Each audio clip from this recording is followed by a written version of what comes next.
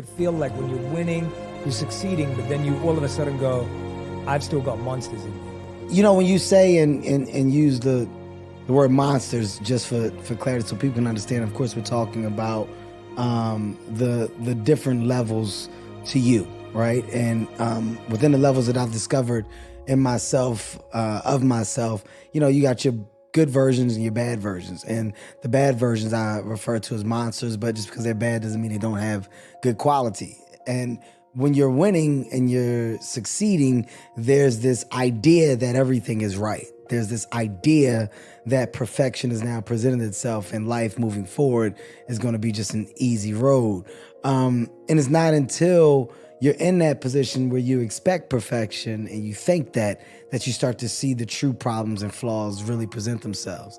And, you know, my monsters have been masked and disguised in various different ways, but I've been able to pinpoint them throughout the years because some of those monsters grew, got stronger, developed.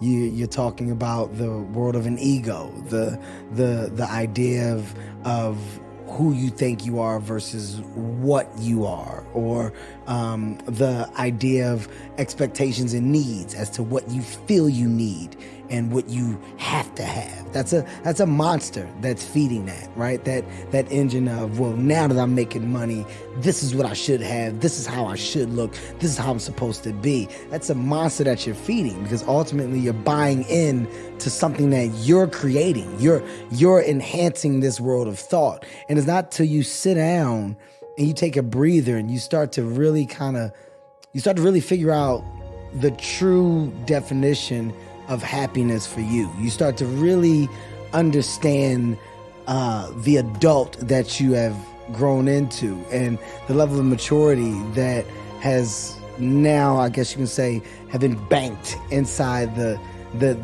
human that you are. You're banking so much over the years, and ultimately you're shaping and molding yourself into this grounded, hopefully this grounded individual that you're proud to look at in the mirror at the end of the day. I had to get to a place to where I was looking in the mirror and I was proud of what I was looking at, and I was okay with checking myself. I was okay with pointing out my flaws. I was okay with knowing what I do well and what I do wrong. And at the end of the day, there's no consequence to always improving. There's no consequence to growing.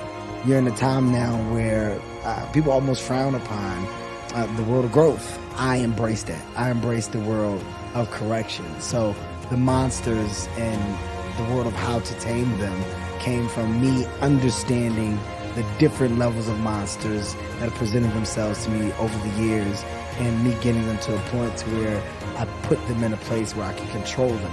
They're still there. They can rear their heads, but I can say, sit down. That's not necessary. That's not needed. And I can tell when one is trying to take me back to a place of old. But at the age 43, it's exciting to know that I've grown from so much. And you know, the world of want is significantly different than what it once was.